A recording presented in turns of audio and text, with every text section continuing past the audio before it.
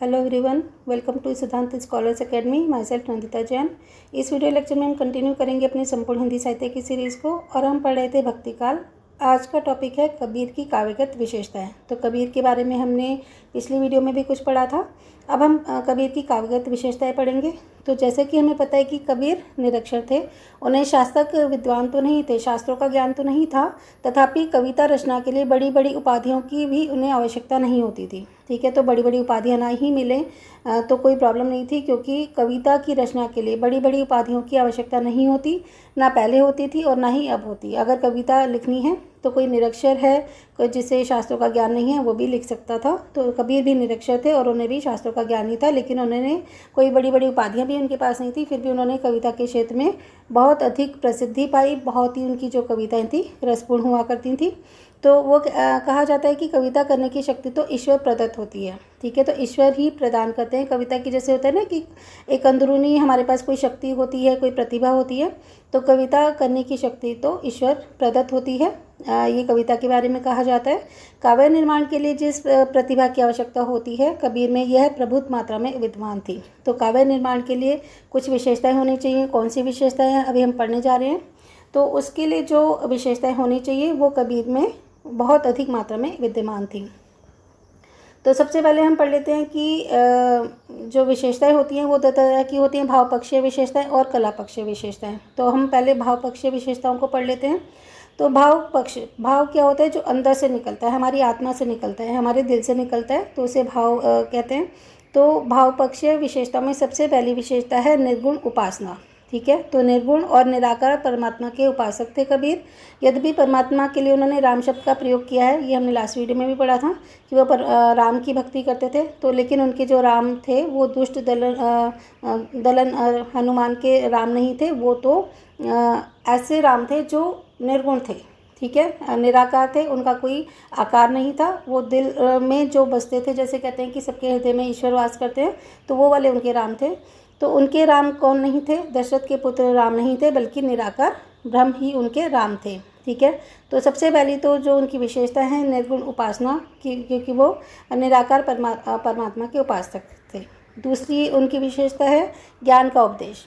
कबीर ज्ञान मार्गी शाखा के कवि थे। जैसे दो मार्गी होती हैं, ज्ञान मार्गी शाखा और प्रेम मार्गी शाखा। तो कबीर ज्ञान मार्गी शाखा के कवि थे। उन्होंने ज्ञान का उपदेश देकर जनता को जागृत किया था।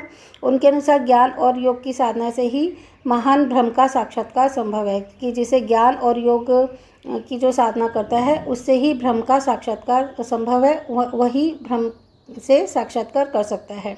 अतः उन्होंने बाह्य आडंबरों का विरोध किया और मन से परमात्मा का ध्यान करने का उपदेश दिया। तो कई लोग होते हैं ना कि बहुत अधिक पूजा पाठ करते हैं, धर्म कर्म करते हैं, तो कहते हैं कि जो मन से परमात्मा का ध्यान करना चाहिए, बाह्य आडंबरों का कोई महत्व नहीं है, तो इसलिए बाह्य आडंबरों का वो विरोध करते थे और परमात्मा का ध्यान करने का उपदेश देते थे कि मन से हमें परमात्मा का ध्यान करना चाहिए।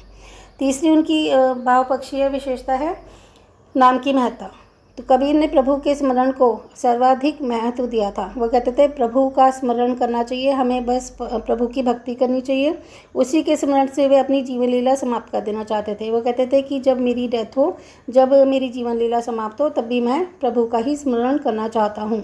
उनका विचार था कि मनुष्य को केवल प्रभु के नाम की ही चिंता होनी चाहिए, बाकी सारी चिंताएँ व्यर्थ हैं। हम संसारिक जीवन में रहते हैं तो बहुत सारी चिंताएं करते हैं, तो लेकिन वो कहते हैं नहीं, सिर्फ मनुष्य को प्रभु के नाम की चिंता होनी चाहिए, प्रभु से सानिध्य बनाए रखना चाहिए, बाकी सारी चिंताएं व्यर्थ हैं, क्योंकि राम के बिना कुछ भी दिखाई नहीं देता और वह मृत्यु के फंदे के समान ही होती है। कि अगर राम से हमारा साक्षात्कार नहीं हो पा रहा है, हम राम की भक्ति नहीं कर पा रहे हैं, तो ऐसा जो जीवन है वो मृत्यु के फंदे के समान ही है। तो वो नाम की महत्ता को भी समझते थे। फिर एक और है प्रेम की महत्ता। तो नाम के साथ, यानी कि प्रभु के ईश्वर के नाम के साथ वो प्रेम की महत्ता को भी समझते थे। ज्ञान और नाम स्मरण को प्रधानता देते हुए कबीर ने प्रभु प्रेम की महत्ता प्रतिपादित की। ठीक है, तो कहते हैं प्रभु का नाम तो जपना ही चाहिए, लेकिन साथ में प्रभु के साथ प्रेम भी करना चाहिए। कबीर का विचार था कि परमात्मा की भक्ति में सर्वाधिक प्रेम होता है, तो परमात्मा की भक्ति में प्रेम सर्वाधिक महत्वपूर्ण है, क्योंकि परमात्मा से अगर हम भक्ति करें तो सबसे पहले हमें उनसे प्रेम करना चाहिए, क्योंकि प्रभु के प्रति जितना गहन और अनन्य प्रेम होगा उतना ही मिलन शीघ्र संभव हो पाएगा। क्योंकि अगर हम भगवान से प्यार करते हैं तभी भगवान हमसे साक्षात्कार करते हैं। तो हम ये मानते हैं कि अगर हम दिल से पुकारें तो भगवान हमारे सामने होते हैं, लेकिन साथ ही ये है कि ईश्वर तो मन में ही होते हैं, सबके मन में निवास करते हैं। तो अगर हम जितना अधिक प्रेम से उनकी आराधना करेंगे, जितने अधिक प्रेम से उनकी भक्ति करेंगे, उतना ही हमारा शीघ्र उनसे मिलन होगा। कबीर की दृष्टि में तो पंडित वही है जिसे प्रेम के 2.5 अक्षर का ज्ञान हो गया है। जैसे प्रेम 2.5 अक्षर से मिलकर बना होता है, तो कहते हैं कि प्रेम के 2.5 अक्षर का ज्ञान जिसे हो गया वही पंडित है। बाकी ऐसा नहीं है कि बहुत ज़्यादा हम पढ़ लिख लेते हैं, बहुत बड़ी बड़ी डिग्रियाँ ले लेते हैं तो वो पंडित हो जाते हैं। नहीं, वो कहते हैं कि 2.5 अक्षर प्रेम का पढ़े सो पंडित होए। एक और उनकी भावपक्षीय विशेषता है भक्ति और नीति। कबीर ने प्रभु भक्ति का संदेश देने के साथ साथ नीतिगत तत्वों का भी उद्घाटन किया है।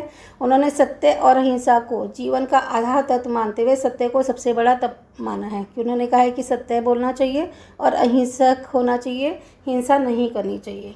तो यही सबसे बड़ा तप होता है। इसके अतिरिक्त कबीर ने अपने उपदेशों में करुणा, दया, संतोष आदि विविध मानवीय भावों को भी महत्वपूर्ण स्थान दिया है। तो भक्ति और नीति, भक्ति के साथ साथ वो नीति को भी मानते थे। नीतिगत तत्व उनके लिए बहुत ही महत्वपूर्ण थे।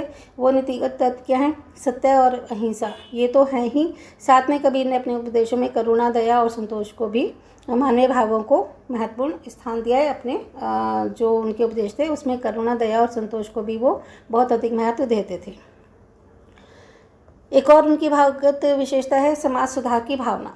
तो कबीर महान समाज सुधारक थे। उन्होंने समकालीन समाज में अनेक अंधविश्वासों, आडंबरों, कुरीतियों और विविध धर्मों का बोलबाला था। तो जब जिस समाज में वो रहते थे, जिस टाइम की बात कर रहे हैं हम, जिस समकालीन समाज की हम बात कर रहे हैं, तो उस समय बहुत सारे देश में व्याप्त थे अंधविश्वास, आडंबर, कुरीतियाँ और विविध तरह के धर्म थे। उनका बोलबाला था, सब अपने अपने धर्मों को ऊँचा बताते थे, श्रेष्ठ मानते थे और एक दूसरे के धर्म को बुरा भला कहते थे या फिर उसका विरोध करते थे।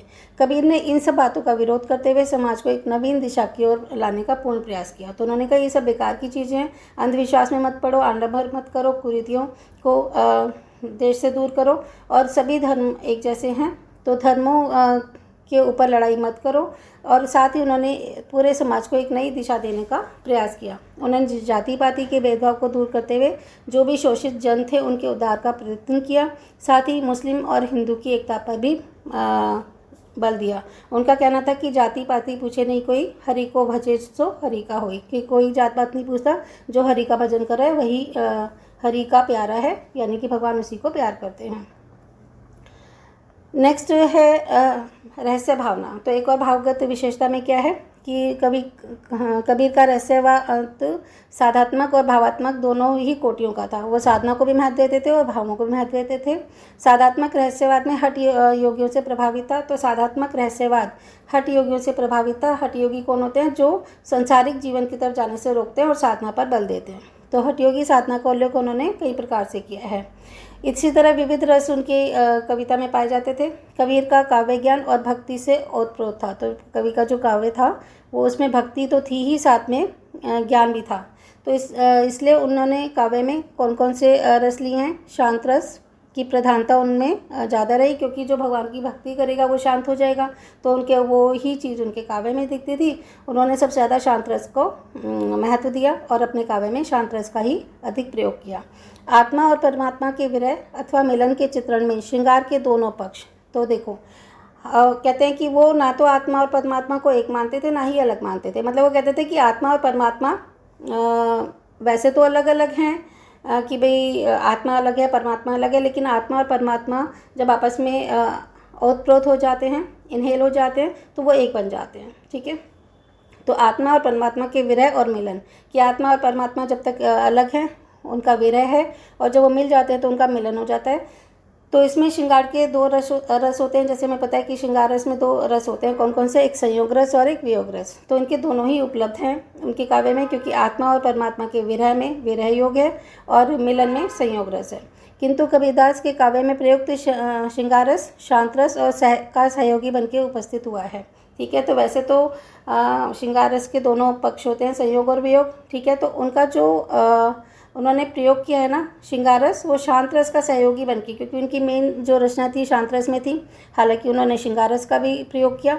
तो जो श्रृंगार रस था उनके शांत रस का सहयोगी बन के उपस्थित हुआ। अलग से श्रृंगार रस अपनी कोई महत्ता उनके में नहीं रखता, क्योंकि वो आत्मा और परमात्मा को एक भी मानते हैं और अलग अलग भी मानते हैं। तो वो जो श्रृंगार रस है ना संयोग और वियोग का, वो सिर्फ शांत रस का सहयोगी बनकर ही उनके काव्य में उपस्थित हुआ है।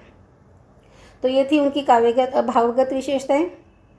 अब हम पढ़ लेते हैं उनकी कला पक्ष विशेषताएं, या उसको शिल्पगत विशेषता भी कहा जाता है। तो सबसे पहले इसमें है भाव और रस योजना। कबीर का काव्य प्रयत्न साध्य नहीं था, तथापि इसमें रसगत रमणीयता और भाव सौंदर्य का अनायास ही विधान हुआ है। तो उन्होंने कोई ऐसा काव्य नहीं था कि उन्होंने बहुत प्रयत्न करके लिखा है, प्रयत्न साध्य नहीं था, क्योंकि उनका काव्य ऐसा होता था उनके दिल से निकलता था। तो उसमें रसगत रमणीयता तो थी ही, साथ में भाव सौंदर्य का भी अनायासी विधान हुआ था। संयोग और वियोग श्रृंगार के सुंदर चित्र कबीर के काव्य में यहाँ उपलब्ध होते हैं, जहाँ आत्मा का परमात्मा के प्रति मिलन और विरह की अनुभूति व्यक्त हुई है। उनकी जो साखियाँ उन्होंने 3 चीज़ें लिखी ना, साखी सबद और साखियाँ, वो रमणी साखी और सबद, ये सब लिखा है। तो उनकी जो साखियाँ थी ना, जो विरह को अंग शीर्षक से संकलित की गई हैं, तो उनकी जो साखियाँ हैं वो विरह को अंग शीर्षक से संकलित की गई हैं, अंग शीर्षक रखा गया उसका, और उनके श्रृंगार रस को अभिव्यक्त करता है। कबीर के काव्य में शांत रस की अभिव्यंजना भी प्रमुखता से हुई है। निर्वैध और वैराग्य भाव से युक्त होकर कवि ने नश्वर संसार के प्रति विरक्ति भाव इन पंक्तियों में व्यक्त किया है, ठीक है। यह ऐसा संसार जैसे सेमल फूल, दिन देश के त्योहारों को झूठे रंगीना भूल, ठीक है। तो उन्होंने कहा कि भी निर्वेद और वैराग्य भाव से युक्त थी उनकी पंक्तियाँ, कि वो वैराग्य को मानते थे, ईश्वर के प्रति अपने समर्पण को महत्व देते थे। तो कबीर ने कहा है कि नश्वर संसार के प्रति विरक्ति भाव उन्होंने इस तरह से व्यक्त किया है कि संसार के प्रति उनको विरक्त है और भगवान से वो उनको अनुराग है, उनको प्रेम है।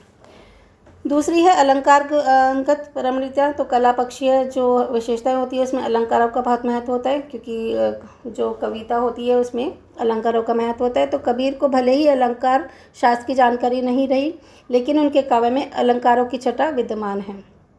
कबीर का लक्ष्य कविता करना नहीं था, वे एक सच्चे साधक और भक्त थे, ठीक है। तो कविता तो उनके दिल से निकलती थी, वो कविता कर देते थे, लेकिन वो ऐसा नहीं था कि वो सोच के कविता लिख रहे हैं। वो तो एक सच्चे साधक थे और भक्त थे प्रभु के।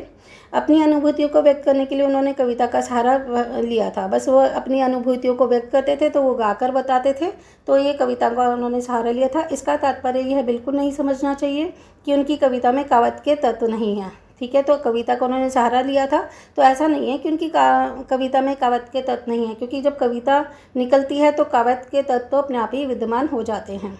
अपनी अनुभूतियों को अभिव्यक्त करने के लिए उन्होंने अलंकारों का सहज उपयोग किया था। कबीर के काव्य में उपलब्ध कुछ अलंकार इस प्रकार से हैं।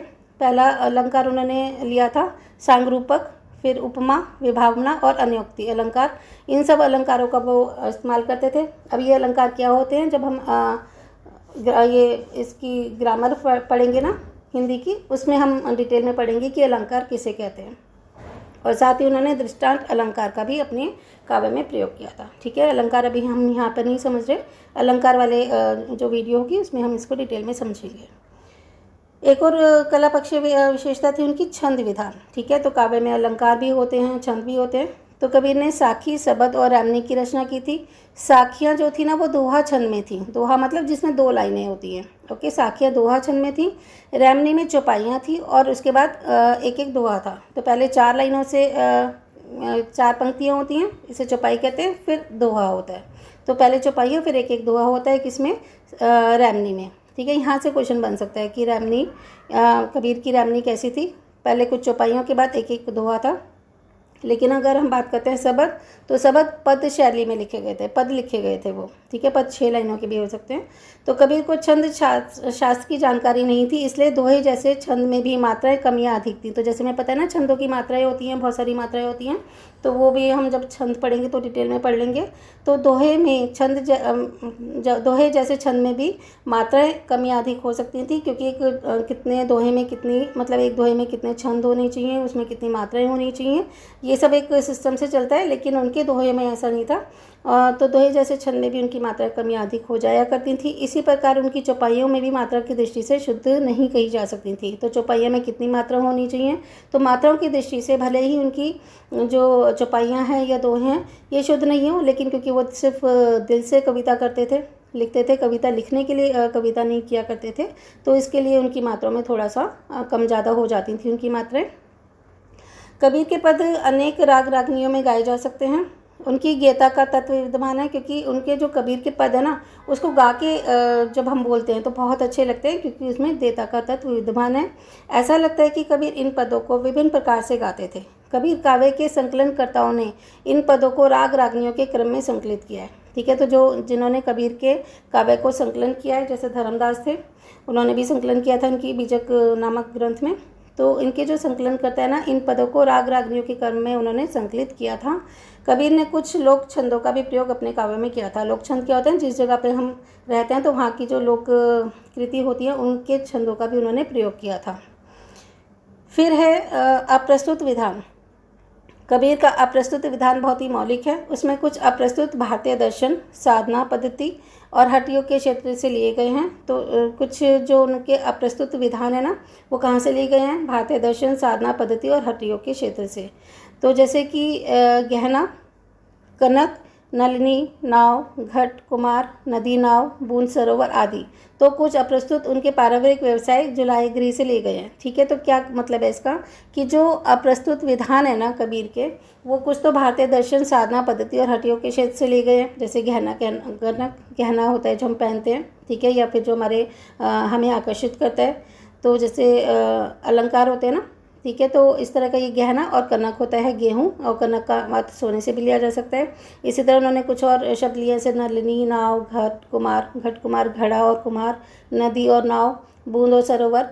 तो कुछ उनके जो विधान है, अप्रस्तुत विधान, वो उनके पारिवारिक व्यवसाय थे जुलाहे गिरी। जैसे हमने पढ़ा था कि वो एक जुलाहे के घर में पले बड़े थे, तो जुलाहा गिरी करना उनका पारिवारिक व्यवसाय था। तो वहाँ से भी उन्होंने कुछ विधान लिए हैं, क्योंकि जिस परिवेश में हम रहते हैं वहाँ के जो आसपास का वातावरण होता है उसको हम अपनी कहानियों में, कविताओं में लिख ही लेते हैं। जैसे कि पाठ पटवर, ताना बाना, चादर, करक, भरनी, धागा, चरखा इत्यादि। ठीक है, जुलाहे थे ना वो, तो कपड़ा बुनते थे। तो ये कुछ वर्ड उनके उस विधान से भी आए हुए हैं। फिर है प्रतीक विधान। कैसा है, प्रतीक के द्वारा अदृश्य, अगोचर, अप्रस्तुत को प्रस्तुत, गोचर और दृश्य बनाकर काव्य में लाया जाता है। तो प्रतीक विधान क्या होता है, जैसे हम किसी को अपना प्रतीक मान लेते हैं, तो जो अदृश्य चीज़ होती है ना उसको अगोचर, जो दिखाई नहीं देता, उसे गोचर या दृश्य बनाकर काव्य में लाया जाता है। तो कबीर को आध्यात्मिक अनुभूतियाँ गए हैं जिन्हें बोधगम्य बनाने के लिए प्रतीकों का सहारा उन्हें लेना पड़ा। ठीक है, जैसे गंगतीर, मोरी, खेती, वाटी, जमुन, तीर, खरिहाना। तो इसमें ये होता है कि हम ना प्रतीकात्मक ले देते हैं, जैसे